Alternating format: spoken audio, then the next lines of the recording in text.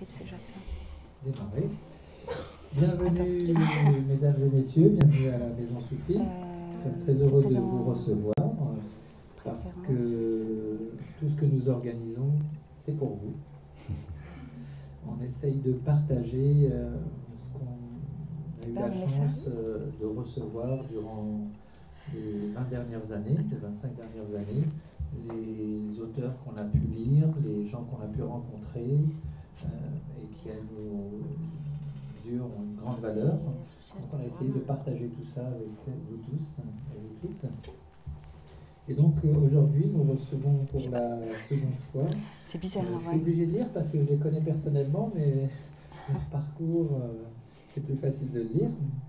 Donc je vais commencer peut-être par Idriss Devos, puisque Inès Safi, elle était déjà là, et certains l'ont vu la dernière fois, lors de la dernière conférence. Et Idriss, c'est vrai que ça fait quelques temps qu'on s'était revus. Donc Idriss Devos est auteur et traducteur et conférencier, spécialiste du soufisme et de la poésie arabe. Il a à son actif une trentaine d'ouvrages et donc une importante étude sur la question de l'amour dans le soufisme qui s'appelle L'amour universel, un cheminement soufi. Il a également à son actif une étude sur le thème de l'éloge du prophète dans la poésie arabe, qui est édité, je crois, chez Sinibat, Actes Sud, un recueil de poèmes donc arabo-andalou qu'il a essayé de traduire en poésie également. Donc c'est vraiment, il aime beaucoup la langue française et il excelle dans la langue arabe également. Il a également beaucoup travaillé ces derniers temps sur l'œuvre majeure de Razali, Ihya al-Muddin, donc la réunification de la science de religion, qui comprend 40 chapitres, et petit à petit, avec d'autres auteurs aux éditions Agora, ils essayent de traduire l'œuvre complète. C'est fait déjà, c'est fait. Ça y est, c'est fait, voilà. Il enseigne actuellement la langue arabe, notamment dans le cadre de la formation continue de l'Université de Genève. Donc, bienvenue Idriss, qui nous vient de loin. Et notre ami Inès ne vient pas d'aussi loin, mais de loin quand même, parce que c'est toute une aventure pour venir de vivre sur Yvette, parfois, selon les trains, les retards et autres. Donc nous sommes encore très heureux de vous recevoir, Inès, Inès Safi, donc, qui est chercheuse en physique théorique au CNRS, diplômée de l'école polytechnique et habilitée à diriger des recherches avec l'université Paris 11, Paris-Saclay. Ses travaux sont internationalement reconnus et offrent des théories pionnières pour comprendre les propriétés des systèmes électroniques de taille extrêmement petite. Ouais, ça, c'est pas extrêmement petit, j'y arrive pas. Donc.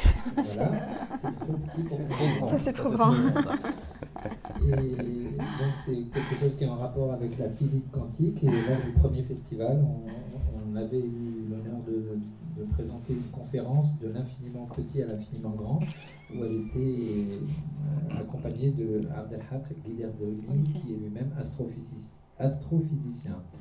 En parallèle, et c'est ce qui l'amène aujourd'hui, elle se passionne pour la philosophie et l'histoire des sciences, tout en les articulant avec le dialogue des cultures et l'engagement féminin, pour ne pas dire féministe. En plus de multiples conférences scientifiques, elle participe sur ces sujets à des colloques internationaux, des tables rondes, des émissions de télé ou radio. Elle a aussi rédigé plusieurs tribunes pour Le Monde, pour la recherche et pour le monde des religions. Et un portrait dans Le Monde lui a été consacré comme diplomate de l'islam. C'est lourd à porter. C'est une mission. Donc nous sommes très heureux donc, de vous offrir également pour nos auditeurs via le Facebook un direct également. Mais ça n'a pas la même saveur que ceux qui sont ici. Donc, je ne sais pas qui va commencer d'entre vous. Je vais laisser Driss le temps que... Ah, ça y est, ça marche. Shukran, merci Haj pour cette invitation, à tout le monde, aux organisateurs, à Mel particulièrement, et tous les gens présents. Un vaste sujet. Alors, ça tombe bien parce que, en préparant cette conférence, j'ai repris un texte que j'ai traduit il n'y a pas longtemps de Najmuddin Kubra. Najmuddin Kubra, c'est un très grand maître soufi, auteur notamment d'un tafsir, d'un commentaire du Coran. Et le passage que je vais vous citer ici en premier est issu de ce tafsir. Donc c'est un commentaire du Coran d'inspiration soufie. N'approchez pas cet arbre. Évidemment, il s'agit de l'arbre au paradis, que Najm Kubra qualifie de l'arbre d'amour. Et je vais vous lire donc ce petit passage, c'est-à-dire l'arbre d'amour, lequel fut en réalité planté au profit d'Adam, sur lui soit la paix, attendu que le Très-Haut déclare « Il les aime et il l'aime ». Donc cet amour réciproque entre Dieu et les hommes, mentionné dans le Coran, sourate 5, verset 54. Il dit ensuite « Ô Adam, trouve résidence dans le jardin, toi et ton épouse », jusqu'au verset « Sans quoi vous feriez preuve d'iniquité envers vous-même, en attirant sur vous l'épreuve de l'amour. Car l'amour et l'épreuve sont indissociables. Lorsque la graine d'amour fut logée comme une semence dans le cœur d'Adam, et lorsque Dieu fit de la personne de celui-ci le lieu d'ancrage de ce cœur, et qu'il fit de la terre le lieu d'ancrage de ce corps, le Seigneur déclara : vous trouverez sur terre un lieu d'ancrage et une source de jouissance pour un moment, c'est-à-dire l'usufruit de la graine de l'amour à travers l'eau de l'obéissance et du service adoratif, et la ibada, jusqu'au moment d'aveindre le fruit de la connaissance. Le Très-Haut déclare en effet : elle donne ses fruits à tout moment avec la permission de son Seigneur. Il s'avère que le fruit de l'arbre des créatures n'est autre que la connaissance. Dieu dit à ce sujet : je n'ai créé les djinns et les hommes qu'à des saints qu'ils me servent, m'adorent. Coran 51-56. C'est-à-dire qu'à des saints qu'ils me connaissent, selon certains commentaires aussi d'Ibn Abbas, très célèbre. Car si le fruit de la connaissance pousse sur les branches de l'adoration, son germe n'a d'autre origine que la graine d'amour.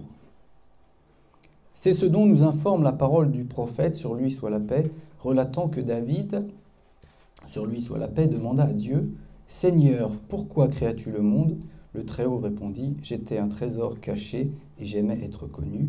Je créai alors le monde afin d'être connu. Il est donc attesté que la graine de connaissance n'est autre que l'amour. Sache donc cela et tire-en profit. Peut-être sentiras-tu un effluve et trouveras-tu la félicité. Donc en résumé, que nous dit ici Najm Kubra ? Il nous dit que la graine de cet arbre, c'est l'amour, et que le fruit, c'est la connaissance. Donc si on suit sa logique, on en déduit que l'amour précède la connaissance. Alors vous voyez où je veux en venir. Qu'est-ce qui précède ? La connaissance ou l'amour ? Et vous allez voir que ce n'est pas si simple. Parce que si maintenant je vous cite Razali, voilà ce qu'il nous dit. Le premier principe qu'il convient d'avoir à l'esprit, le premier principe, est que l'amour est inconcevable sans connaissance et sans perception. Car l'homme ne saurait aimer que ce qu'il connaît. Donc là, on est complètement dans l'autre sens. Donc qu'est-ce qui précède ? L'amour ou la connaissance ? Car évidemment, on a envie de se dire, est-ce qu'on peut aimer quelque chose avant de le connaître ? Est-ce qu'on peut aimer la fraise avant de l'avoir goûtée ? Alors, dit comme ça a l'air simple. Oui, mais voilà. Est-ce que je peux aimer la fraise si je ne suis pas prédisposé à l'intérieur de moi à l'aimer ? S'il n'y a pas une part à l'intérieur de moi qui est réceptif, qui est prédisposé à aimer le goût de la fraise. S'il n'y a pas des capteurs, ou je ne sais pas comment on pourrait les appeler, qui sont prédisposés à aimer cette fraise. Donc on voit qu'on est dans une problématique complexe et très subtile en réalité.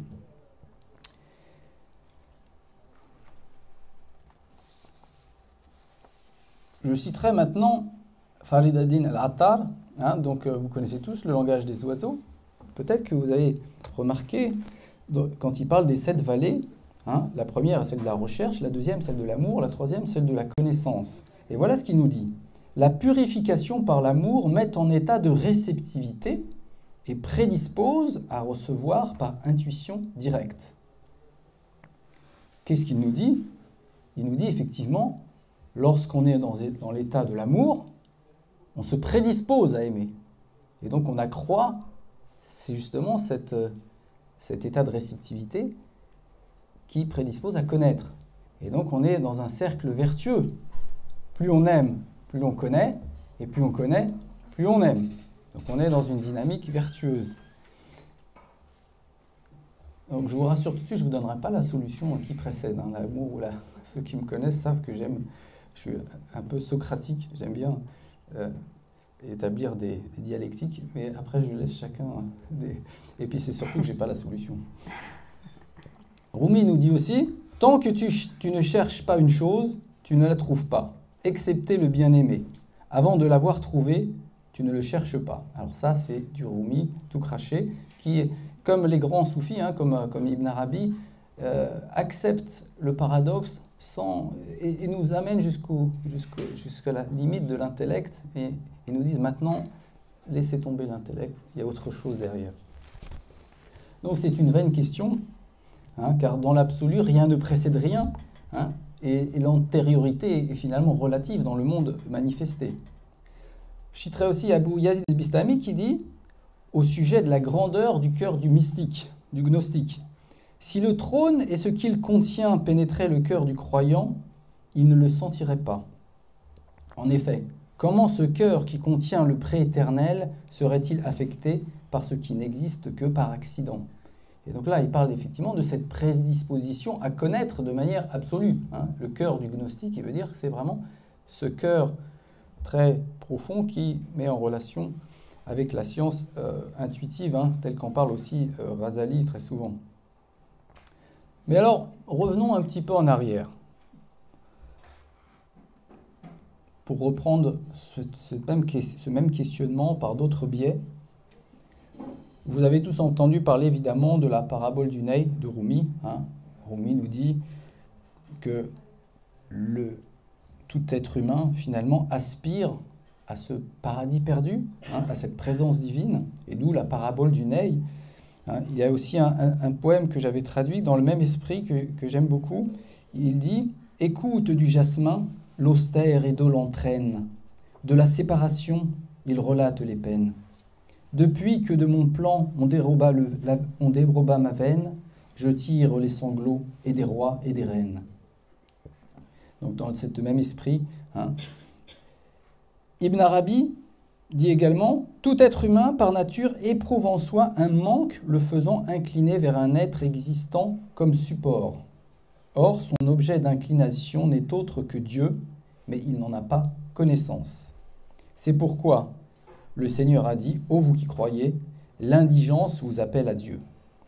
Il dit en somme aux gens, cette indigence que vous éprouvez a pour objet le Très-Haut et nul autre que lui, mais vous ne le reconnaissez pas. Attention, j'attire votre attention sur ce terme. On a parlé ici de connaissance, mais on va parler aussi de reconnaissance.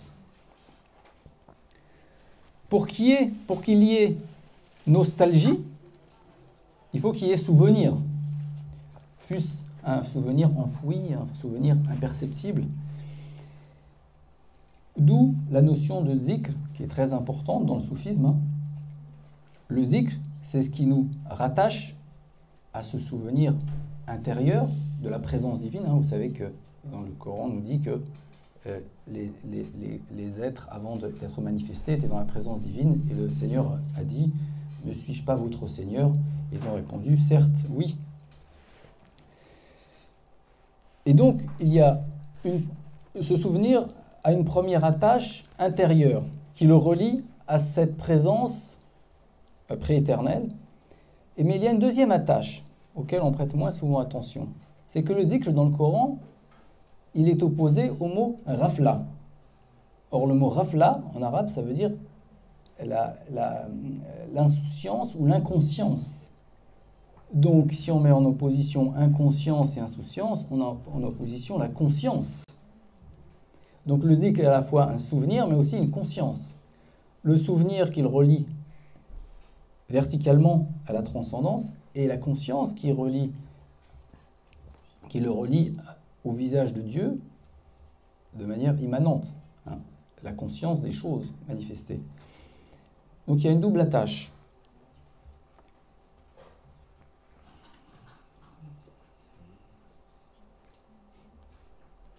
C'est pour cette raison que Razali nous dit « c'est parce que les connaissances relatives à la foi sont présentes dans le cœur, mais qu'elles sont oubliées en raison de la trop grande préoccupation de l'individu, que le Très-Haut les associe au souvenir. Ça, c'est pour la première vision du dhikr. Donc le dhikr est à la fois souvenir et conscience.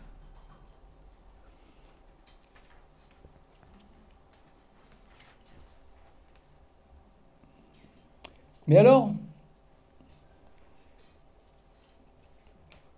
si l'être humain est appelé à aimer son Seigneur, à se souvenir de lui, pour le reconnaître, et donc à travers cette reconnaissance, ce regain d'amour, qu'est-ce qu'il aime lorsqu'il dit « j'aime le Seigneur » alors que le Seigneur nous dit « rien ne lui est semblable ». Qu'aime le serviteur lorsqu'il dit « j'aime le Seigneur »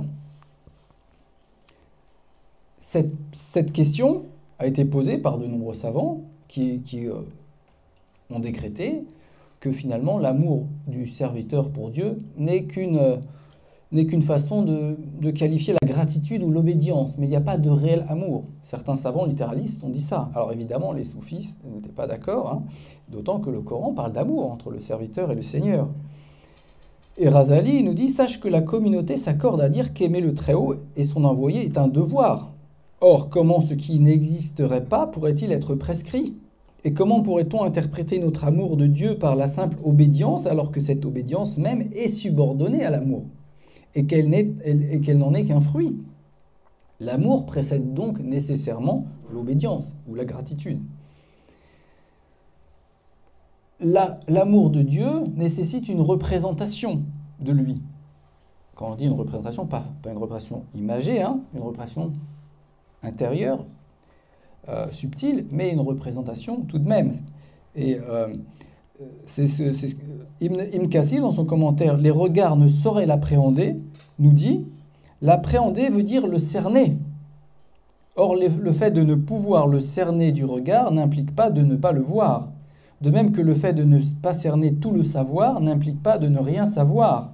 Dieu dit en effet, il ne cerne de ses sciences que ce qu'il leur consent. » Autrement dit, sous le rapport de l'amour, c'est la même chose. Ce n'est pas parce qu'on ne cerne pas tout le Seigneur dans son entièreté qu'on ne peut pas l'aimer. Au contraire, on ne peut pas ne pas l'aimer. Mais on ne l'aime fatalement que dans une certaine limite, qui est notre propre limite. Si je vous dis, est-ce que vous connaissez Paris ? Vous allez dire, bah oui, enfin on connaît Paris, on est tout. Mais si je vous dis, est-ce que vous connaissez la rue, le 15 rue Montmartre, l'arbre qui est planté là ? Non, on ne connaît pas. Je dis, bah alors vous ne connaissez pas Paris. Donc, vous connaissez Paris, mais vous ne le connaissez pas. Et vous connaissez Dieu sans le connaître.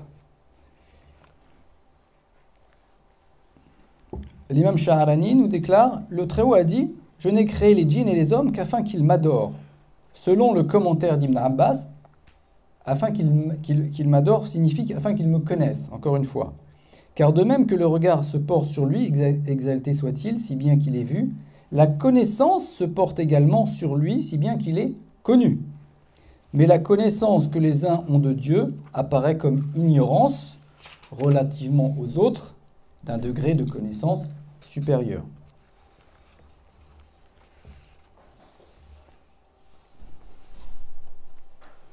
Et voilà pourquoi Ibn Arabi nous dit « Et quiconque l'aime en personne n'aime qu'une image et une représentation imaginative qu'il conçoit en lui-même. » Vous voyez, c'est ce que je disais par rapport au fait de se représenter le Seigneur.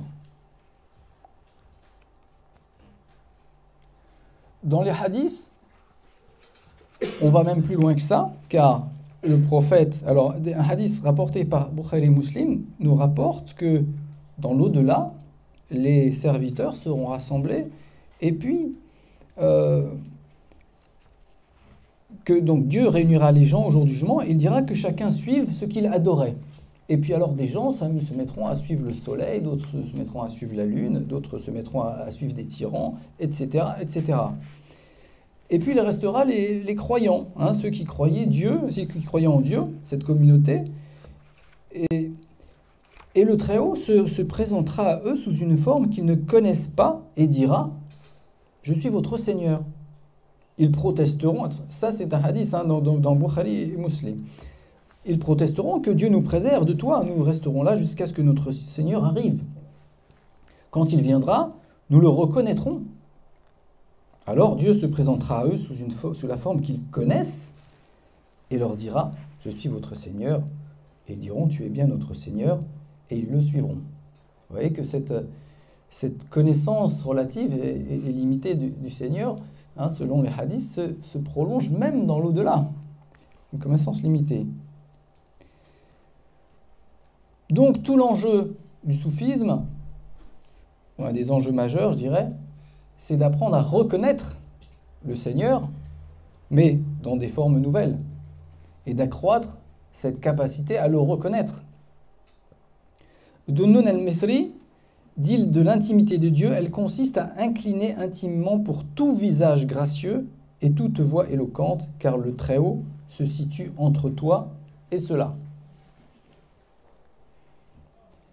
Et vous voyez, dans la prière, on dit à peu près plus de 100 fois par jour « Allahu Akbar », qui veut dire « Dieu est plus grand ».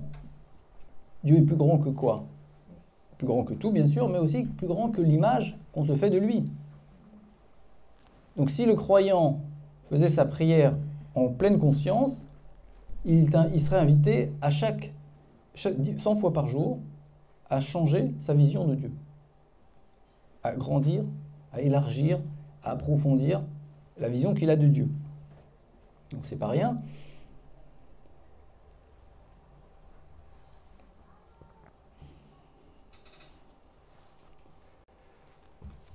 Alors, dans le même registre, Rumi nous dit « Celui qui est aimé est beau, mais en revanche, tout ce qui est beau n'est pas nécessairement aimé. La beauté participe de la prédisposition à être aimé. Quand une chose est aimée, il y a assurément de la beauté en elle. Or, la partie n'est pas séparée de la totalité. Elle lui est toujours conjointe. »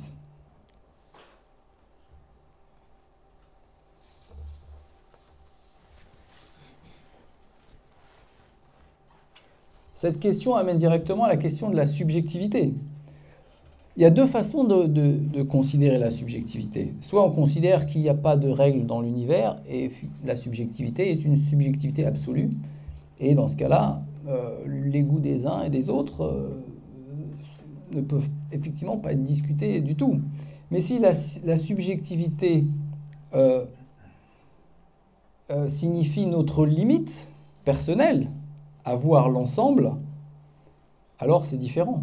Alors on est appelé à grandir et à changer justement notre subjectivité. Donc il y a deux façons de considérer la subjectivité. Soit subjectivité, bon, de toute façon on n'est pas d'accord, mais c'est pas grave, mais il y a plus que ça. Il y a une réflexion à se faire en soi sur notre subjectivité, justement. Quelle est notre limite dans cette subjectivité ?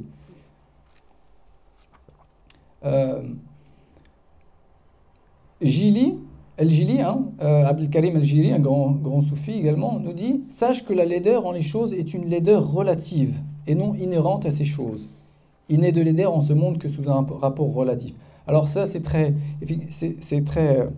une question très complexe, très philosophique.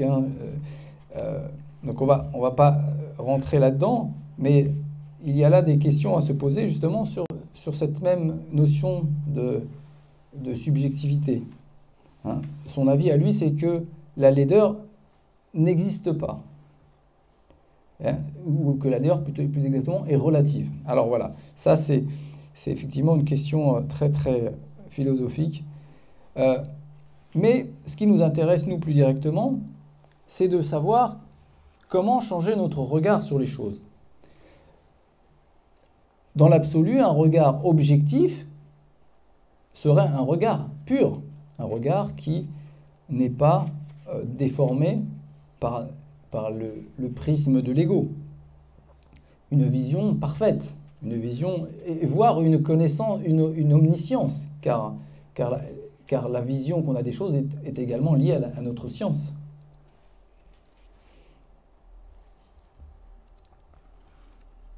Alors si l'amour est subjectif, sur quoi se fonde-t-il? Question du bac, aime-t-on ce qu'on aime, aime-t-on ce qui nous ressemble ou aime-t-on ce qui nous est, différent, hein? C'est une question qu'on pose au bac, ça. Alors c'est une grande question, et encore une fois, je ne vais pas donner des réponses à ces questions-là, mais simplement, on va poser quelques petits jalons. L'amour du contraire, c'est ce qu'on appelle finalement la polarité.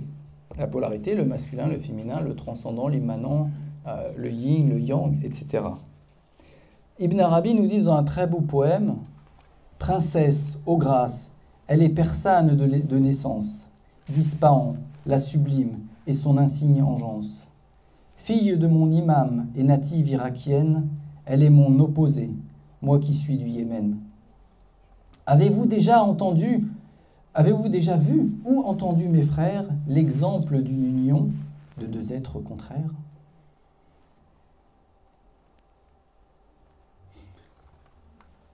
À l'inverse, Razali nous dit « La cinquième cause de l'amour correspond à la convenance intrinsèque de l'amant et de l'aimé. Car combien de personnes se lient d'un mutuel amour sans qu'une cause apparente ou un intérêt quelconque motive celui-ci ?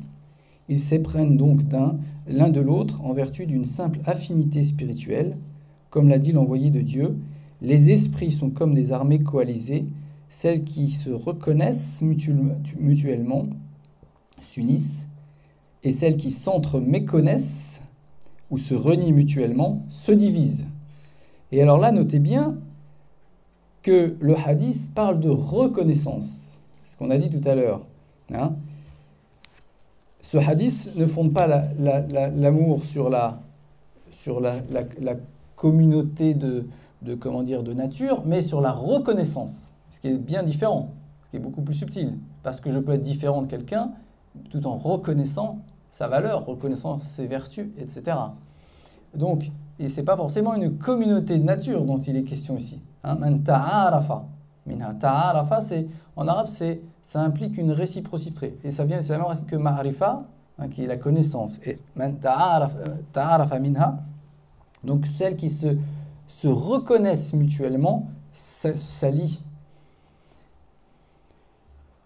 Pour résumer, cette question, alors qu'on n'a pas, attention, je ne dis pas qu'on a résolu l'équation, attention, hein, mais que je dirais que pour susciter une envie d'aller plus loin, que finalement, la convenance, ou la communauté nature, ou cette entre reconnaissance, c'est le goût, et la polarité, c'est comme la faim. Lorsque j'aime quelque chose, je peux le manger même quand j'ai pas faim. Un bon gâteau, hein, c'est dur de résister même quand on n'a pas faim. Par contre, on peut aussi manger des choses qu'on déteste lorsqu'on a très faim. Et donc il y a deux choses. Il y a la polarité et il y a le goût. Il y a la faim et il y a la faim et le goût. Hein. Et donc voilà les deux choses qu'il ne faut pas confondre et que souvent on confond dans ces questions-là. Hein.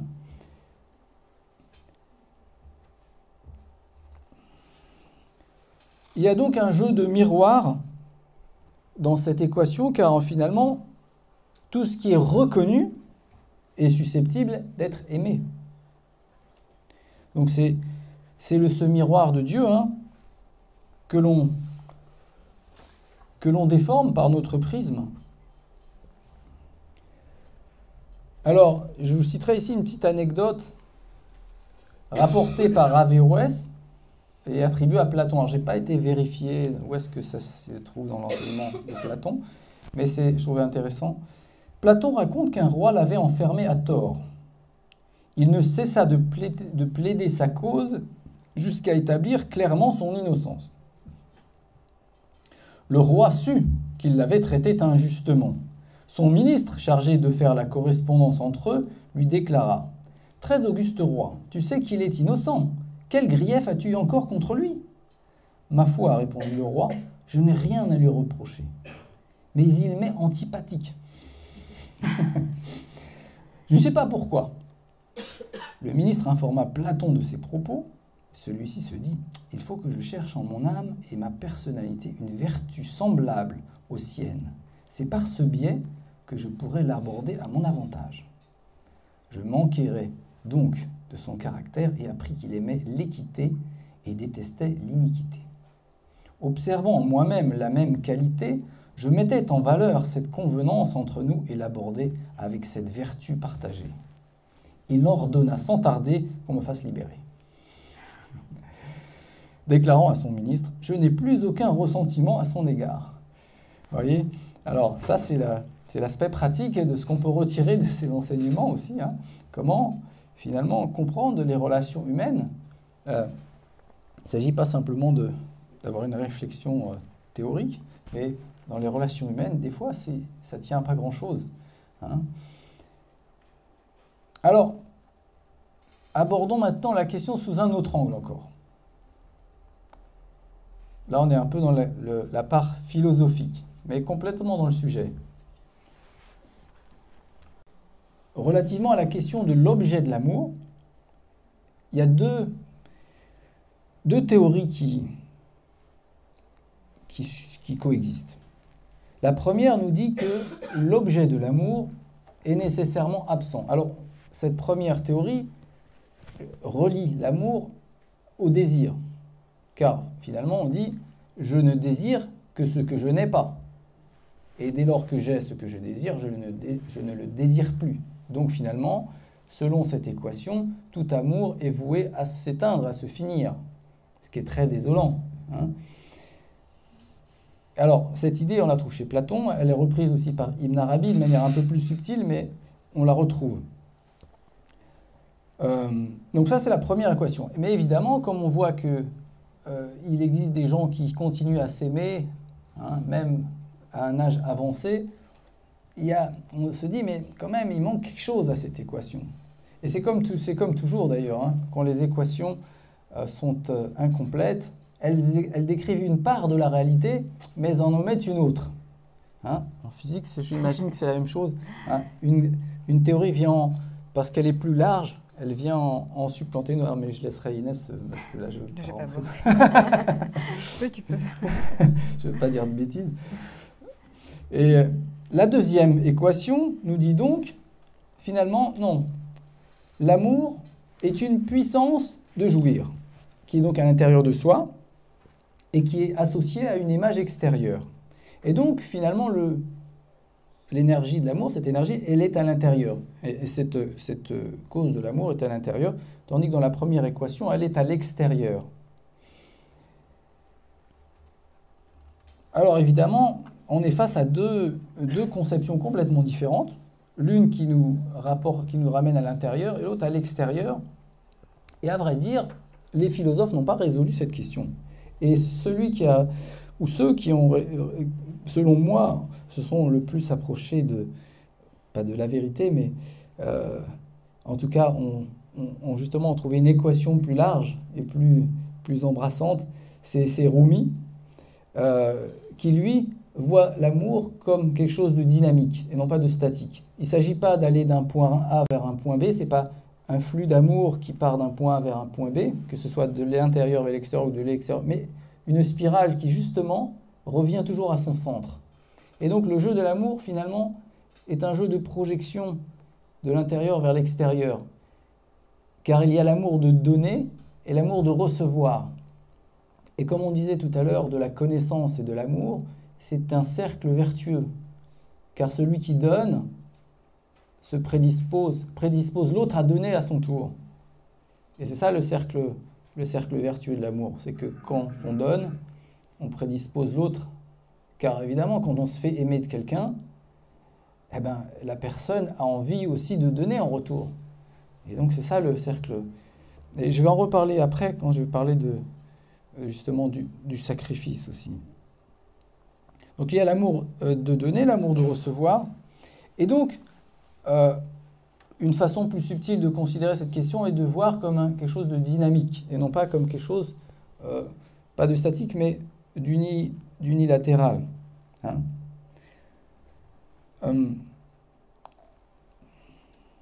Alors, évidemment,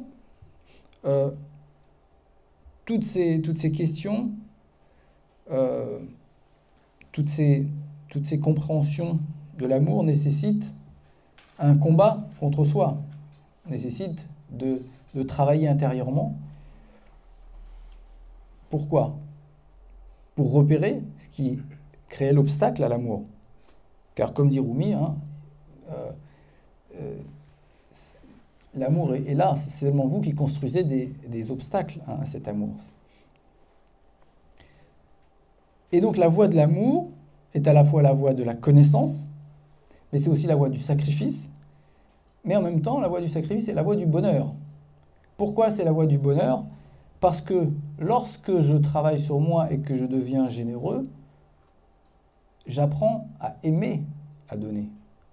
Et ce qui donc était un sacrifice et causait une souffrance devient une cause de bonheur, car finalement j'aime donner. Et chaque vertu a une saveur particulière, un goût. On a parlé tout à l'heure du goût, voyez? Eh bien, chaque vertu a un goût particulier. Et c'est ce goût qui, une fois qu'il est intégré, fait que l'on aime cette vertu. L'homme avare donne avec souffrance, mais l'homme généreux donne avec bonheur. Donc, ce même sacrifice peut être une souffrance ou une jouissance. Et donc, le travail sur soi, voilà pourquoi la voie du sacrifice est en même temps la voie du bonheur. Et comme je disais tout à l'heure, alors on pourrait dire, mais alors, être tout le temps dans le sacrifice, on va s'épuiser, se dépérir, mourir, etc. Mais non, car dans ce cercle vertueux, comme je le disais tout à l'heure, celui qui donne, celui qui est vertueux, se fait aimer des autres. Et celui qui se fait aimer se prédispose à recevoir. Et voilà comment on crée une société vertueuse. Alors évidemment, la recette. C'est très facile comme ça, sur le papier. Mais néanmoins, c'est un pas en avant de le comprendre.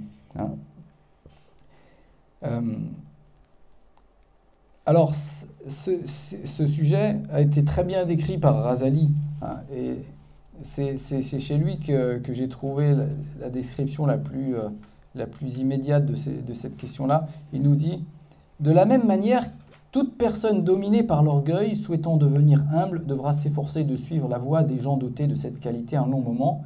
Il devra s'y astreindre avec beaucoup de zèle jusqu'à ce que cela lui devienne naturel et aisé. L'ensemble des vertus louables aux yeux de la voie légale peuvent être acquises par ce biais, le but étant que l'action procédant de cette vertu devienne un plaisir pour qui l'accomplit. L'homme généreux, en effet, éprouve du plaisir à donner de l'argent, contrairement à celui qui le dépense à contre-cœur.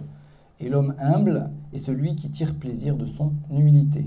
Il convient donc que le fidèle acquiert cette saine disposition relativement à toutes les vertus, de sorte qu'il n'ait plus d'attachement à rien dans ce bas monde.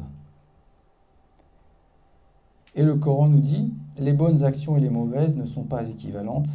Manifestez en retour la plus bienveillante des dispositions, vous verrez que l'adversité qu'il y a entre vous se transformera en amitié.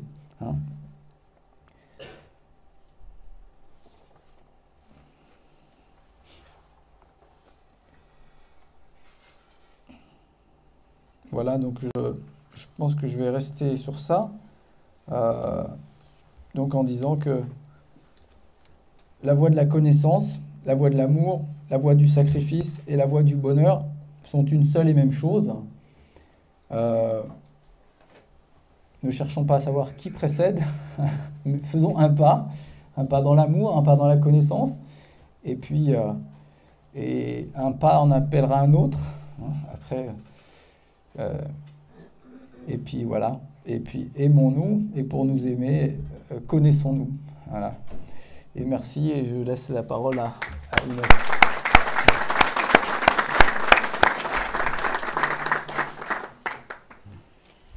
Bismillahirrahmanirrahim. Assalamu alaikum wa rahmatullahi wa barakatuh. Est-ce que vous m'entendez? Ah oui, il faut que je... Là, c'est bon? Oui. Très bien.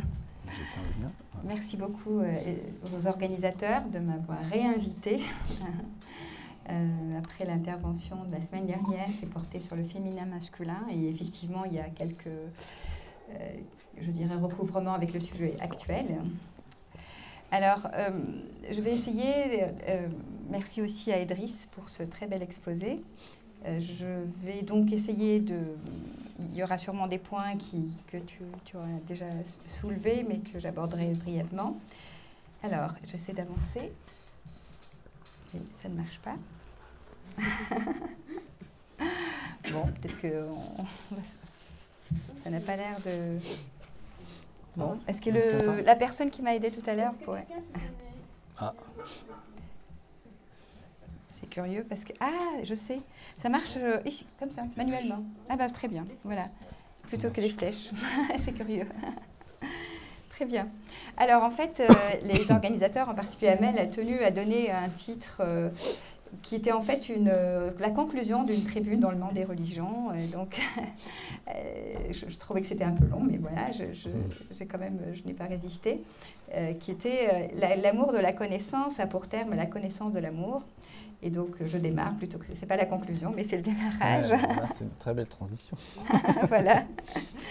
Alors, j'avais aussi dit, d'ailleurs, c'était lors de la chaire de l'image, j'ai une variante sur laquelle je voudrais aussi, disons, je vous invite aussi à méditer sur deux expressions. C'est la beauté de la connaissance a pour terme la connaissance de la beauté. Donc, je dirais que j'aime bien le triptyque. D'ailleurs, on aime bien les nombres impairs, hein, c'est avec l'ahad, l'un. Donc, je vais plutôt considérer, en fait, l'amour, la connaissance et au milieu la beauté. Alors, donc, j'ajoute la beauté parce que je trouve que c'est très important.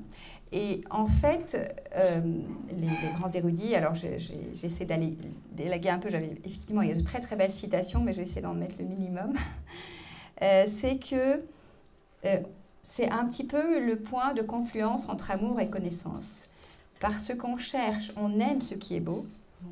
Peut-être pas nécessairement tout ce qui est beau est aimé, mais on aime ce qui est beau. Et on cherche aussi à connaître cette beauté. Et B avec majuscule. Et en fait, normalement, c'est même un triangle que j'aurais aimé dessiner. Bon, je n'ai pas eu le temps de faire. Pour insister sur les liens entre ces trois concepts et qui sont le centre de gravité de ce triangle. Imaginez maintenant que c'est un triangle, mon côté matheux qui l'emporte. Le centre de gravité, c'est vraiment l'unicité, c'est at-tawhid, c'est la réalisation de tawhid. C'est un petit peu, ces trois sommeils se retrouvent dans le tawhid, dans la réalisation de l'unicité, qui n'est pas du tout un concept théorique abstrait, hein, qui est vraiment de l'ordre du vécu. Et alors, Idriss a très bien introduit ce lien qui est primordial entre amour et connaissance, qui sont en quelque sorte inséparables. Et en fait, il y a l'idée aussi que la connaissance, alors c'est ce que j'ai dit, je suis désolée pour la répétition la semaine dernière, en parlant du couple masculin et féminin, du désir d'union, c'est la connaissance ultime n'est réalisée que si l'objet et le sujet ne font plus qu'un. Et c'est un peu ce qui est sous-jacent au fana. Alors, la traduction par annihilation n'est peut-être pas la plus heureuse. Peut-être que tu en as une meilleure. Certains disent extinction. Extinction, voilà, oui, plutôt. Oui, c'est peut-être pas mieux. Mais bon. L'extinction, en fait, il y a Fariduddin Attar, hein, que Idriss a déjà cité, qui donne une très belle image, je trouve.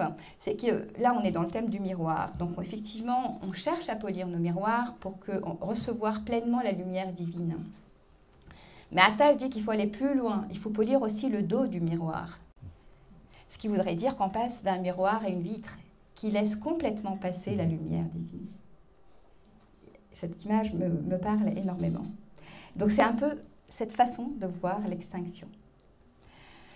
Alors, je vais essayer avant... en fait, oui, ce qui est aussi très important, c'est un point que je vais aussi aborder d'une façon peut-être brève et incomplète, c'est aussi le lien de la réalisation de l'amour, la connaissance et la beauté, mais le lien avec les noms divins.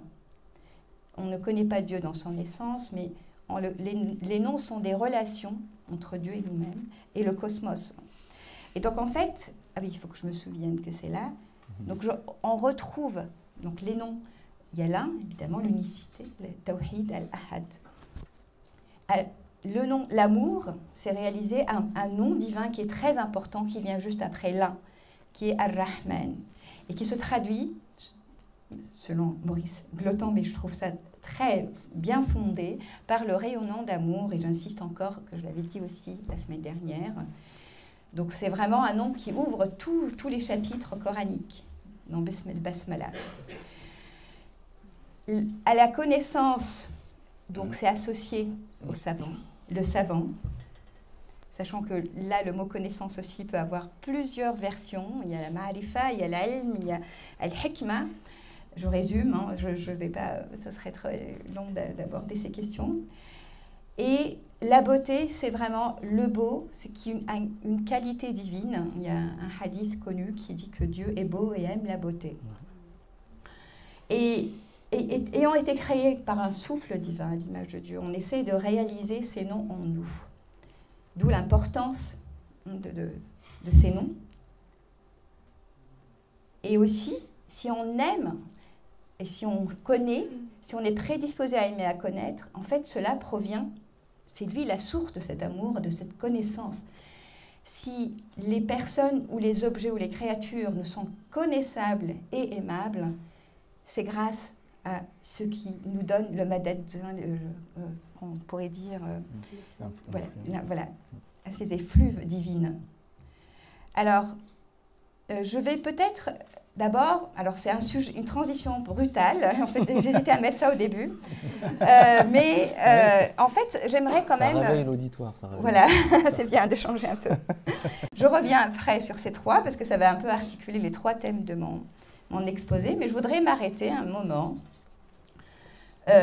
pour être un petit peu proche de questionnements actuels, c'est-à-dire pourquoi est-ce que nous perdons ces capacités à réaliser ces noms divins? Pourquoi notre incapacité à vivre ce tawhid à travers ces noms divins?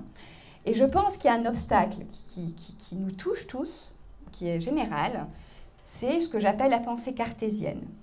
Alors, il y a plusieurs façons de le nommer, je ne vais pas aussi rentrer dans des débats philosophiques là-dessus, mais c'est vraiment la vision mécaniste du monde, celle qui sépare, qui disperse, qui chosifie tout, y compris l'amour lui-même et la connaissance elle-même. Et en fait, j'ai trouvé ce poème de Mohamed Iqbal qui traduit tout à fait mes propos, sachant que là aussi, le mot raison mériterait aussi tout un développement, parce que la raison actuelle, pour moi, elle est aussi appauvrie par rapport à la raison des philosophes ou d'Aristote. Cette raison d'Aristote ou de Platon, il y avait quand même un intellect, il y avait une métaphysique. Actuellement, la rationalité moderne est complètement asséchée, y compris chez les religieux, comme je vais essayer un peu de l'aborder. Alors, je ne sais pas si je vais lire tout le poème de Iqbal, mais avec vous, peut-être un petit peu. Depuis que la raison s'est engagée dans les sentiers d'ici-bas, par ses artifices, elle a transformé la nature à sa guise. Son alchimie a réussi à changer le sable en or, mais à notre cœur avide, elle n'a pas apporté l'élixir de l'amour. Notre naïveté nous a rendus victimes de ses sortilèges. Comme un bandit aux aguets, elle a surgi devant l'homme, lui barrant le chemin. La technique qu'elle a fait jaillir du sol de l'Occident, elle l'a jetée comme un outrage au visage du fils de Marie. Jusqu'à quand semer l'étincelle pour récolter la flamme? Jusqu'à quand faire naître des problèmes pour l'âme et se donner ensuite la peine de les résoudre? Alors, donc, en fait, le monde moderne, l'un de ses aspects, c'est vraiment, alors ça je utilise le titre d'un livre que vous connaissez peut-être de René Guénon, Le règne de la quantité. Et c'est vraiment la quantité aux dépens de la qualité. La quantité aussi de nos connaissances. Nous n'avons jamais été aussi bien informés que de nos jours. On a l'impression d'avoir déchiffré tant de mystères, d'avoir accédé à la Lune, etc. Mais en même temps, donc c'est une quantité de connaissances, mais on parle aussi de culture, parce évidemment, maintenant, on arrive avec les voyages à connaître beaucoup d'endroits, de contrées dans le monde, à connaître d'autres cultures, entre guillemets. Mais là aussi, c'est une quantité. Et en théologie aussi, on a l'impression d'avoir accumulé une quantité de connaissances. Et ça concerne, je pense, tous les monothéismes en particulier. Mais c'est une quantité. Et quelle est la qualité? Est-ce que cette connaissance est vraiment capable de nous transformer intérieurement? Je ne pense pas. Idem pour la beauté. La beauté, je parle bien sûr à différents niveaux, dans différents domaines. La beauté des créatures, la beauté de la nature, la beauté dans les arts et la littérature. Et l'amour, avec aussi plusieurs niveaux, plusieurs modalités de l'amour. La filiation, l'éros, l'amour divin, la fraternité religieuse. Malheureusement, que ce soit la connaissance, la beauté ou l'amour, tous souffrent de la chosification. On en fait des objets de consommation, en quelque sorte. On les conditionne. On n'est plus dans l'amour inconditionnel. L'amour est un sujet même de transaction. C'est du donnant. Nos actions sont des transactions. C'est conditionné par ce qu'on va recevoir ou donner. Et on est dans la dispersion. Nous n'avons plus de vision holistique, unificatrice de l'être humain. Et la médecine, par ailleurs, en est le premier exemple frappant.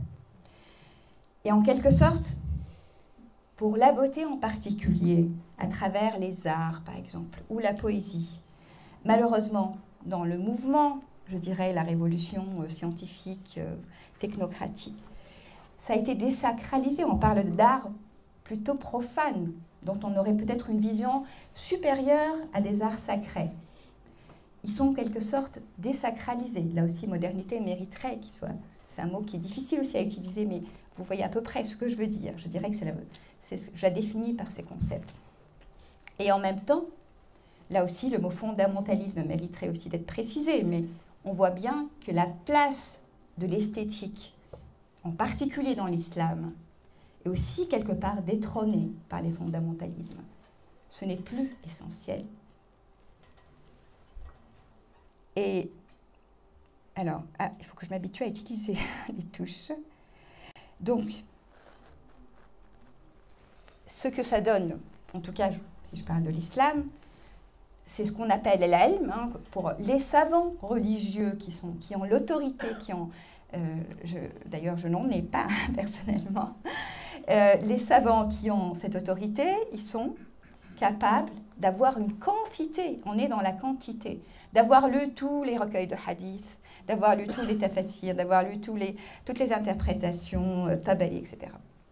Donc, on est là-dedans, mais il y a d'autres traits aussi. C'est pour ça que je les appelle modernes. Il y a une sorte de rationalité qui prédomine, en fait, ce rapport au texte, qui est asséchante et qui fait qu'on est dans le tiers exclu. Ça veut dire qu'on n'est plus A et non A qui peuvent être vrais. Alors, le mot paradoxe, c'est quelque chose qui va apparaître, en fait, quand je vais discuter de la poésie, mais c'est vraiment essentiel. Les paradoxes dans la poésie spirituelle de l'islam, les paradoxes dans le Coran lui-même, en fait, n'ont plus de place. On veut tout résoudre par la rationalité, justement, nous ramener à des équations. Entendez quelqu'un dire l'islam, c'est 1 plus 1 égale à 2. Et pourtant, je crois que 1 plus 1 égale à 1. Alors, ce qui compte, ce qui est très important aussi, c'est qu'il manque la connaissance de la connaissance, des modes de connaissance. Qu'est-ce qui nous permet d'affirmer qu'une telle assertion est une vérité? Il n'y a plus cet accompagnement. L'épistémologie est pauvre de nos jours dans le cadre chez les savants musulmans. Pourtant, à travers l'histoire de la pensée islamique, la question des critères de vérité, ce que c'est que connaître, ce que c'est qu'être, en fait, ça a été primordial. C'est le cœur du débat. Al-Ghazali, dans son débat avec les falasifas, c'était au cœur du débat de savoir comment affirmer une assertion et comment atteindre une vérité et comment atteindre une certitude. Et donc même la falsafa, la philosophie qu'on croit rationnelle, en fait, elle-même, c'était un questionnement aussi primordial de pouvoir s'ouvrir aussi à plusieurs modes de connaissance et non pas à une rationalité asséchée. Il y a donc le salut, je pourrais parler de chosification, mais le salut lui-même est chosifié. Ça devient une sorte de produit qu'on aimerait atteindre, final. Et pour y arriver, le chemin est déterministe. c'est à travers certains rites, certaines actions, qu'on a quasiment la certitude et un peu l'arrogance, je trouve, de se dire on va aboutir au salut. Et on est capable aussi de devenir soi-même la source de vérité, puisqu'on se confond avec des textes scripturaires et on affirme détenir une vérité sur ces textes et les comprendre et de savoir, en fait, c'est quasiment un al-haq qu'on dit. Halal, je l'avais dit dans un autre sens, qui n'est absolument, c'est celui de l'amour, c'est celui de l'extinction, c'est vraiment, là on le dit, mais d'une façon pour moi qui est dans, c'est l'illusion satanique de Shaitan, le Satan qui embellit en fait, qui nous donne finalement un manque d'humilité assez frappant. Après, comme je l'ai déjà dit et je le répète, l'esthétique devient secondaire. Il y a même des arts qui sont bannis, dans certains cas, selon évidemment les mouvances, mais je ne vais pas rentrer dans les détails. Maintenant, toutes les belles œuvres historiques d'héritage culturel de l'islam, il n'a plus de sens. Il devient simplement un support du discours apologétique. Et donc, on n'est plus capable de déchiffrer tout le langage que portait cet art, que portaient ces œuvres, y compris qu'elles soient scientifiques ou artistiques ou architecturales. Et en fait, pour moi, il y a un point essentiel dans tous ces phénomènes, c'est que ce que j'appelle l'imaginal, alors le mot, Henri Corbin par exemple parle aussi d'imagination créatrice qu'on trouve. En fait, l'imaginal, cette force créatrice, est en fait atrophiée, mais pas seulement chez les religieux, évidemment, au sein de la modernité matérialiste, qui a oublié même que Averroès, auquel se rattache la philosophie occidentale, lui aussi il permettait à cette dimension de se déployer. On parle de fantasme, mais pas dans un sens péjoratif. Donc c'est cette possibilité, cette connexion entre les images qu'on se fait du monde et ensuite l'abstraction, soit dans le cheminement, je dirais, de la raison chez les philosophes ou la démarche spirituelle chez les soufis en particulier. Alors, je vais quand même, ce qui est intéressant, alors je vous ai parlé d'une pensée cartésienne qui reste dominante, et donc j'ouvre une parenthèse, c'est-à-dire que la science, la physique moderne, et je trouve qu'on a besoin de faire connaître ces paradigmes, elle va finalement à l'encontre de la pensée cartésienne, elle la fragilise. Et donc en fait, les nouveaux paradigmes scientifiques, en particulier, je parle rapidement quand même de mon domaine, la physique quantique, qui cherche en fait à obtenir, à comprendre un comportement qui est visible à partir d'entités invisibles, un petit peu la démarche d'ailleurs religieuse à notre niveau, dont la nature nous échappe. Sauf qu'elle n'est pas capable de nous dire ce qu'est la matière. Elle est capable de nous dire ce qu'elle n'est pas. Donc c'est une approche apophatique de la matière. Et c'est ce qui fait sa beauté, parce qu'elle est capable d'énoncer ces incertitudes avec certitude, avec une belle certitude. Et ce qui est intéressant, c'est que le déterminisme qui est attaché à la physique classique et à la pensée cartésienne et la vision mécaniste du monde est réductrice, est ébranlé, y compris ce réductionnisme lui-même, parce qu'on ne peut plus voir ces entités microscopiques comme étant séparées. Et donc elle est très riche, en fait, la philosophie occidentale l'a intégrée, était obligée de l'intégrer. Il y a plusieurs options philosophiques qui se trouvent complètement ébranlées par la physique quantique. Et elle amène à questionner des définitions de mots tels qu'ils ne sont absolument pas évidents, en tout cas chez les philosophes des sciences, tels que la raison, c'est que c'est qu'une vérité scientifique ou même science. La science ne peut plus prétendre à nous donner les critères de vérité, contrairement à ce que continuent de faire certains. L'autorité scientifique de dire ça c'est scientifique, même quand on parle de religion, n'a plus de sens. Et elle-même, en fait, donne des limites à la rationalité. Et elle laisse la place à la perplexité. Or, contrairement, je dirais, aux religions modernes, la perplexité a toute sa place dans la connaissance ésotérique. Donc, je vais essayer de commencer. Donc, j'avais parlé du triangle, connaissance, beauté, amour et leurs articulations. Évidemment, la connaissance, comme a dit Idriss, qui est le sujet, quel est l'objet, quels sont les modes et quels sont les buts et pourquoi connaître. Alors, ça serait... bon, je vous laisse aussi avec ces questions, je vous abandonne. Je vais essayer simplement d'effleurer ce sujet. Alors, il y a un verset coranique très beau, c'est « Allahumma zidni ilman ». C'est avec ça que j'aimerais en fait commencer ce chapitre, cette petite partie. « Ô Seigneur », je ne sais pas s'il y a une bonne traduction, « accrois-moi en connaissance, ilm ». Là, j'aime beaucoup Khaliluddin Attar, et donc je ne vais pas m'empêcher quand même de mentionner cette citation. « La vraie royauté est dans la connaissance. Fais tout ce que tu peux pour obtenir cela. » Le mot « ilm », en fait, dans l'islam, est un mot fondamental. Il apparaît, mais partout. Je veux dire, c'est vraiment... c'est un concept, et c'est une quête incessante. Que ce soit les philosophes, que ce soit l'ilm al-kalam, que ce soit les soufis. C'est un sujet de débat, c'est une quête permanente. Et donc, je n'ai pas besoin, en fait, d'insister dessus. Mais en fait, comme je viens de parler de science, évidemment, quand on parle de ilm de nos jours, on parle tout de suite de science moderne, c'est-à-dire au sens où on atteint des vérités sur le cosmos, hein, avec une méthode, pas cosmos, mais on va dire la matière ou les astres, avec une méthode scientifique. Et en fait, dans l'histoire des sciences, je dirais, islamiques, cette quête, hein, qui quand même, dont on sait à quel point elle a joué un rôle dans l'émergence de la science moderne et de la révolution scientifique en Occident, elle était pas faite malgré la science, contrairement à ce que diraient les orientalistes, malgré l'islam, mais c'est grâce à l'islam. Et donc, cet appel dans le Coran à aller connaître le monde, à aller observer les signes de Dieu, elle est là, elle est à tous les... il y a énormément, pour ceux qui connaissent le Coran, je n'ai pas besoin de rappeler tous les versets qui incitent à cette connaissance, mais je voudrais quand même commencer par ce niveau-là, c'est-à-dire connaître ce qui nous entoure. Et en fait, le mot « aya », donc, qui est versé, c'est pareil que le mot « signe » de création. Et c'est très important parce qu'il y a une analogie qui est établie, en particulier par Ibn Arabi, mais bien d'autres, entre le livre cosmique et le livre coranique.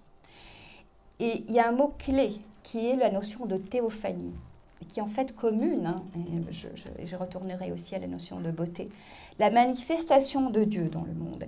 Donc en fait, cette motivation de connaître et d'aller chercher ces signes, d'aller les lire, d'être à l'écoute de ces signes, elle vient vraiment du fait que Dieu s'épiphanise à travers sa parole et se théophanise à travers ses signes, à travers tout ce qui nous entoure. Al-Haq, c'est aussi la réalité. C'est la réalité. Al-Haq, c'est un nom de Dieu aussi, subhanahu wa ta'ala. Al-Jili, hein, Abdelkarim Al-Jili, qui a donc dans dans un extrait sur l'insan al-kamil, l'être humain accompli, nous dit que tout ce que l'on voit dans le monde visible est comme un reflet du soleil de ce monde. Il y a cette idée du soleil de Dieu et puis de ses rayons qui se dispersent. Et la notion aussi de tafakkur, parce qu'évidemment, il y a tellement de mots qui s'associent à ilm, à la connaissance, hein, que je ne pourrais pas du tout même en souvenir tout de suite. At-tafakkur, c'est vraiment cette capacité de réflexion, mais pas dans le sens rationnel asséché. C'est une réflexion à apporter méditative et spirituelle sur les signes du livre cosmique, qui est contemplé justement comme un lieu de théophanie divine, qui devient un tremplin vers la connaissance de l'être. Donc la démarche spirituelle, elle intègre la rationalité. En fait, Al-Razali, ce qui est intéressant, c'est qu'il dit même que la rationalité des philosophes grecs, elle a été inspirée par les livres révélés auparavant. Parce que Dieu, y compris par exemple par le judaïsme qui est venu avant, parce que Dieu, quand il s'adresse dans ses livres, dans sa révélation, il appelle, il donne des arguments, c'est une argumentation, ça n'a aucun sens de séparer même la rationalité du religieux ou de la foi. Hein. Il n'y a aucun sens en fait à parler de croyance et de science en fait. D'ailleurs, le débat philosophique, il est plutôt entre révélation et raison. Hein. Ce n'est pas du tout entre foi et science. Bon, c'est tout un sujet. J'ai essayé de me limiter. Mais donc là, donc, elle la dépasse dans le sens où ce que nous dit encore Al-Ghazali, c'est que c'est vraiment par l'inspiration qu'on peut atteindre des certitudes, parce que nos sens et notre logique sont incapables d'atteindre ces certitudes. Et le fait même qu'on soit capable de déchiffrer, même si c'est partiel, même si la science émet ses limites, qu'on soit capable de finalement avoir une certaine connaissance de ce monde, de faire des prédictions, en fait, c'est aussi une rahma qui est ce don d'amour de Dieu qui nous permet d'avoir cette connaissance. C'est de lui. Allahumma zidni ilman, que Dieu accroît ma science, parce que cette science, elle vient de lui. C'est lui qui nous éclaire par sa lumière et qui nous donne cette capacité à faire des prédictions. Et là, il y a tout un développement aussi, encore pour revenir à Al-Ghazali, qui est quand même un très grand penseur de l'humanité, pas seulement de l'islam, il faut le rappeler. Il parle aussi du fait que ce que l'on voit, notre connaissance, notre capacité à connaître les événements, c'est parce que Dieu intervient toujours pour qu'il y ait cette correspondance. Ce n'est pas du tout... c'est vraiment grâce à sa miséricorde incessante. Et c'est pareil pour l'amour, son amour rayonnant. Alors maintenant, tu as parlé de la saveur, et donc là, je vais rester encore avec Al-Ghazali. Parce que, au-delà de cette connaissance rationnelle ou de la science rationnelle, il y a cette connaissance gustative. Et en fait, je trouve ce passage aussi tout à fait parlant, et je pense que je ne vais pas le reformuler mieux que Al-Ghazali, Abu Hamid Al-Ghazali, c'est que tout ce qui relève du goût spirituel ne peut être décrit convenablement par la parole. Tout comme la douceur de ce qui est doux et l'amertume de ce qui est amer, ils ne peuvent être connus que par le goût.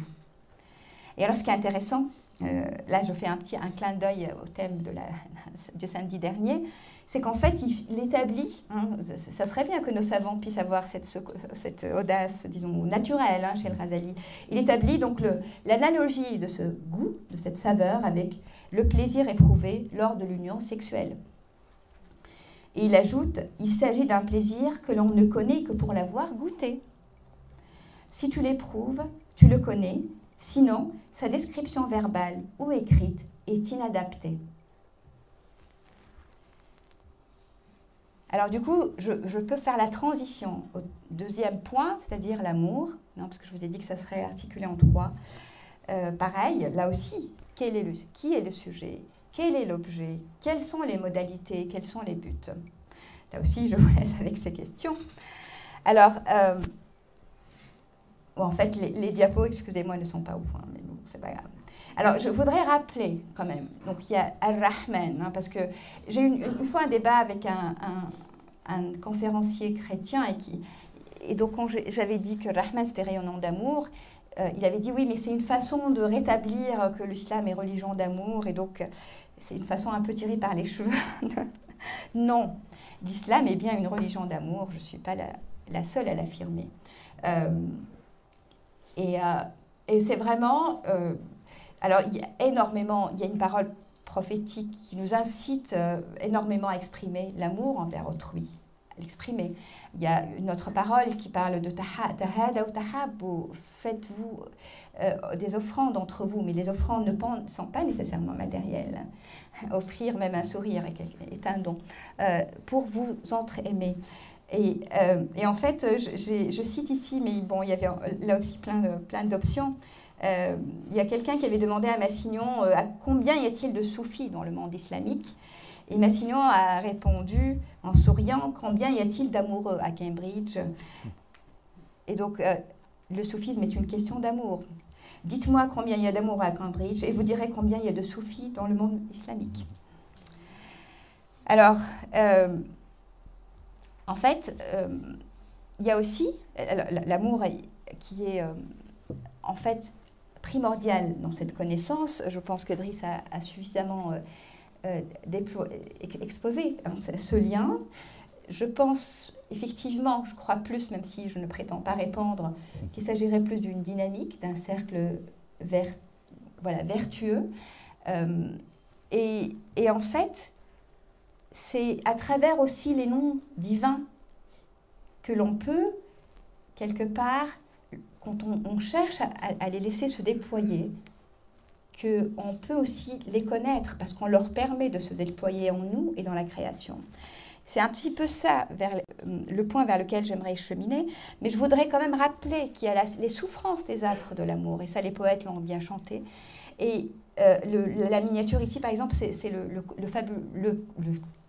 conte de Majnoun Leila. Là, c'est une miniature moghole qui a traversé toutes les contrées et où il y a la séparation dans l'amour. Majnoun n'arrive jamais, en fait, à consommer l'union avec Leila. Et en même temps, c'est cette tension qui garde, qui permet de rester avec un désir vivace. Et donc tu as cité le désir. Le désir, évidemment, il va au-delà du désir sexuel, parce que al-irada, la volonté divine, elle peut être traduite aussi par ce désir. Et Dieu, subhanahu wa ta'ala, il a eu ce désir de créer le monde pour se connaître. Et donc d'avoir en quelque sorte un miroir où il peut voir sa propre beauté. Donc le désir est vraiment ce qui meut finalement tout ce qui est. Et j'ai évoqué là aussi la semaine dernière cette idée de couple qui se retrouve finalement, y compris dans les concepts métaphysiques comme l'esprit et le corps par exemple. Donc il y a une tension, il y a une relation d'amour aussi, pas seulement au niveau des humains, elle est aussi au niveau des concepts, elle est aussi dans le cosmos, elle est aussi au niveau du ciel, quand il y a la pluie qui tombe, qui féconde la terre. C'est une relation d'amour. Et entre les animaux, alors là j'ai des miniatures fabuleuses, mais je ne les ai pas ici, pour représenter l'amour entre les créatures, les êtres, les animaux.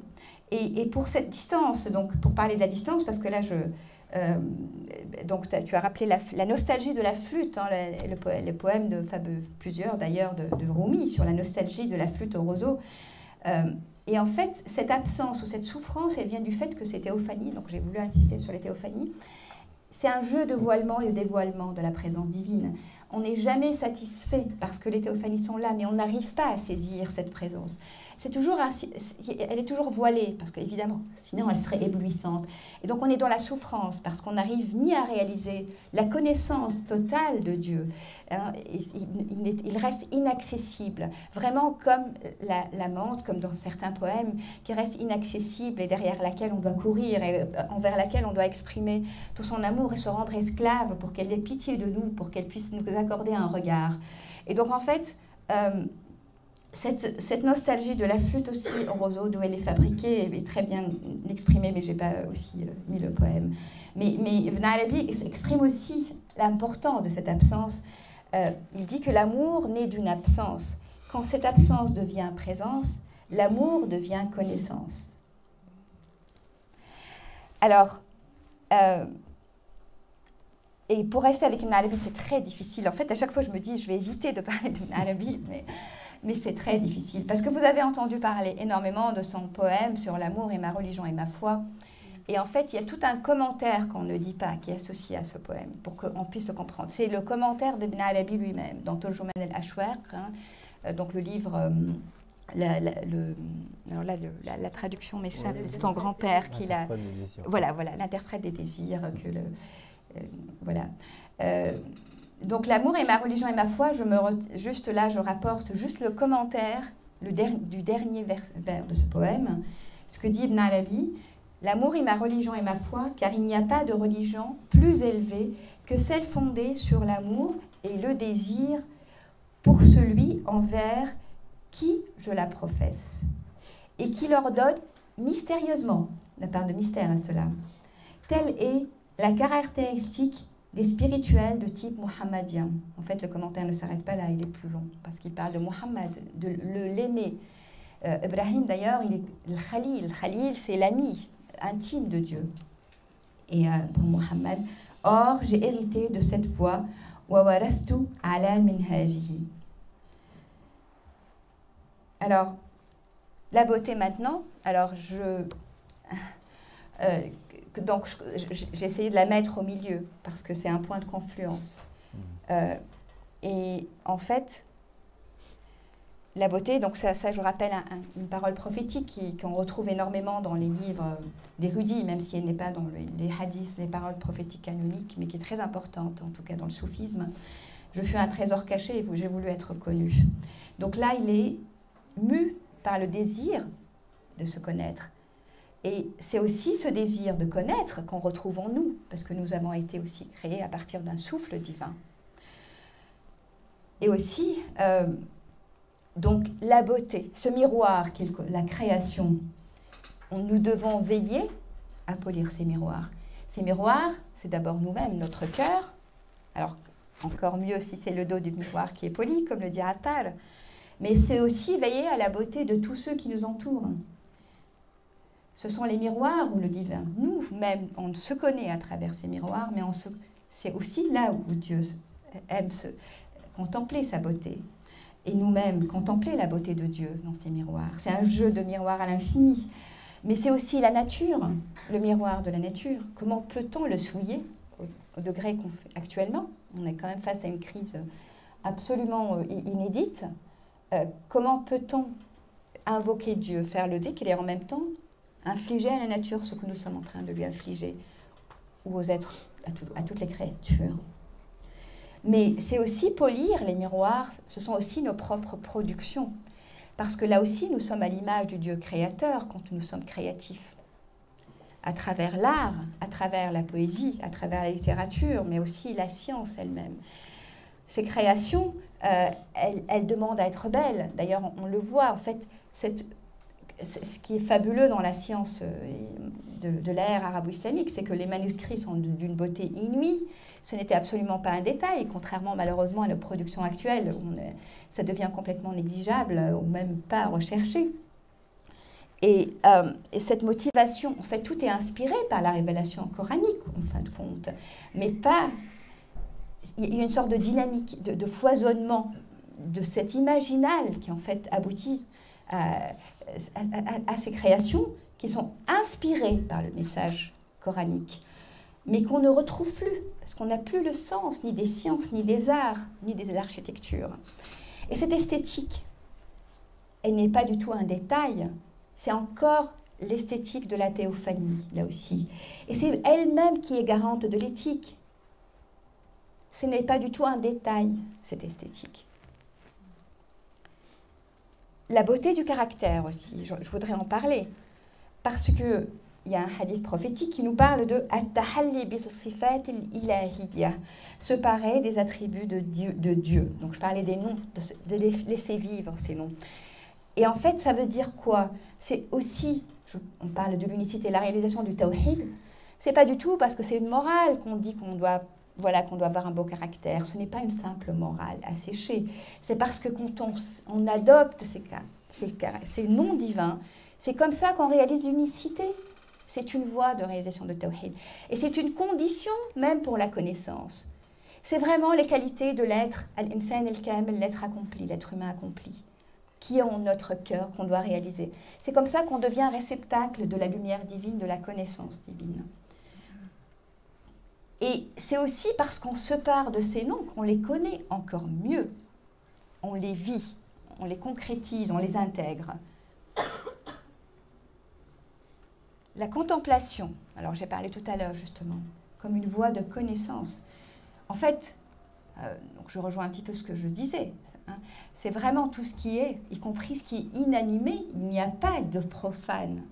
Tout est habité par ce souffle divin, où se déploient les réalités spirituelles. La création tout entière est un chant divin. Il faut savoir l'écouter. Et donc, nous sommes appelés, face à cette crise générale, mondiale, je pense à plus de contemplation, qui est la voie de une connaissance intuitive, et à moins de domination. Malheureusement, la science a été utilisée pour la domination de la nature, pour la mettre au service de l'homme. La domination des créatures, la domination de l'être humain par l'être humain. Et en fait, j'aimerais rappeler ce que disait aussi le grand Rumi. Il disait que les arbres me reconnaissent et répondent à mon salut. Il n'y a qu'à voir le nombre de versets où les montagnes parlent, où la terre parle dans certaines aussi paroles prophétiques. Elle dit à Adam, depuis quand tu es là. Et je trouve aussi, dans les haltes, l'émir Abdelkader dit quelque chose de très profond. Il dit que briser même la branche d'un arbre empêche des noms divins de se manifester. Donc là aussi, il ne s'agit pas d'une morale. Il dit oui, on peut l'empêcher quelqu'un par une morale, par une certaine discipline, mais ça va au-delà. Alors qu'en est-il de briser des vies humaines? Et là, on parlait de jardin, donc le paradis, et donc il faut rappeler là aussi la théophanie du jardin. Le jardin central dans l'architecture, dans les poèmes, qui est vraiment le reflet de l'harmonie universelle. Avec l'eau, la symbolique aussi de l'eau. Mais c'est plus qu'un symbole, c'est la théophanie elle-même. Alors, la beauté poétique, alors on a eu droit à de très très beaux poèmes, et en fait, là aussi, malheureusement, la poésie fait partie des arts qui sont quelque part bannis. Mais le poète, il se veut lui-même interprète du Coran. Il n'est pas du tout... je veux dire, en fait, les poètes spirituels, alors je dis mystiques parce qu'il reste une part de mystère, même si la connaissance est recherchée, les poètes eux-mêmes, ils sont des interprétations vivantes. Hafez, qui est un grand poète iranien, dont le nom veut dire appris le Coran par cœur. Il se voulait lui-même interprète du Coran à travers ses poèmes. En fait, on ne voit pas de mots techniques reliés à la religion ou à la spiritualité, parce qu'ils sont déjà à un niveau où ils ont déjà intégré tout cela, ils n'ont plus besoin d'avoir recours à ces mots. Et c'est ce qui fait toute la confusion et le malentendu qu'il y a sur la traduction de ces poètes, y compris en Al-Khayyam, qu'on prend pour un anti-religieux. On est en train de les opposer à la religion, alors qu'en fait, tout est dans la matrice de la révélation coranique. Tout est inspiré par... tout est spirituel. Il n'y a absolument pas de poésie profane dans l'histoire de l'islam. Et en fait, je voudrais quand même aussi, là, encore Ibn Arabi, j'espère qu'on ne peut pas s'en lasser, pour insister sur l'importance de la poésie. Dieu me fit entendre dans ma poitrine le grincement des calames. C'était une mélodie à 2 ou 3 temps, selon que le rythme doit décroître ou croître. Qu'est-ce que ce refrain, demandai-je. C'est l'audition poétique, me fut-il répondu. Et qu'ai-je à faire de la poésie? Elle est à l'origine de tout. Le langage poétique est l'essence immuable, tandis que la prose est la conséquence immuable. Alors, la poésie amoureuse. Alors là, j'ai un très beau poème de Cheikh Saadi. Je dis Saadi parce que pareil, quand on a traduit les jardins des roses ou le Goulistan, etc., on a dit Saadi. C'est le nom de figure d'ailleurs d'un président et d'un physicien français, Carnot Saadi, parce que le père aimait beaucoup Saadi. Et en fait, c'est vraiment quelqu'un, sa poésie il est au cœur de la spiritualité islamique. Et donc la poésie amoureuse, on pourrait en dire, c'est quelque chose de fabuleux, parce que là, en fait, la miniature, elle vient d'un manuscrit de Saadi, qui a porté complètement, vraiment spirituel, sans que le côté immanent, je dirais que la relation charnelle de l'amour, cela ne veut pas dire qu'elle est symbole, mais c'est que c'est vraiment, encore là aussi, la théophanie divine, la beauté divine qui est vécue. C'est l'extase spirituelle qui se vit aussi. On a parlé de Dieu, on contemple l'acte conjugal est la meilleure façon de contempler Dieu, selon Ibn Arabi, entre autres. Et ce qu'on sait, et dans la continuité de ce que je viens de dire sur le malentendu, sur la traduction de ces poètes spirituels, ce qu'on ne sait, l'amour courtois en Occident, il était inspiré, alors certains spécialistes vont parler de poésie arabe, ils vont faire le lien avec la poésie pré-islamique, Majnun Layla, etc., bien sûr, mais ce sont ces femmes de spiritualité auxquelles on doit cette poésie amoureuse, où la femme est vraiment ce désir d'union avec la femme qui représente le désir d'union avec Dieu. Bien sûr, Dieu reste inaccessible, là aussi. Et donc, certains spécialistes historiens parlent de l'amour courtois comme ayant opéré une action civilisatrice au cœur de l'Occident. Et donc, on doit à l'islam cette action civilisatrice. Alors, je vais, pour rester, je vais peut-être m'arrêter pour laisser la place aux questions. Et donc, pour faire écho à la pensée cartésienne, je pense donc je suis. J'aurais envie de dire « j'aime, donc je suis », pour conclure. Voilà. C'est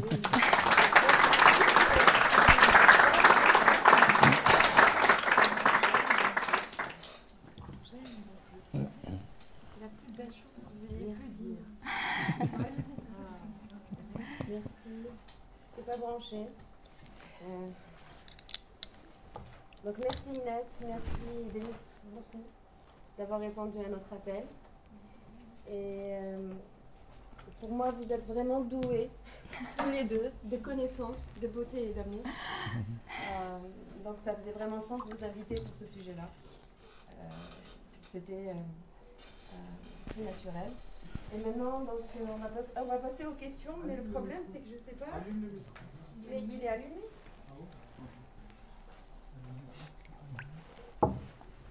Est-ce que tu veux que je remette le festival Oui, ce serait Oui. bien pour l'image. 1, 2, et ça marche.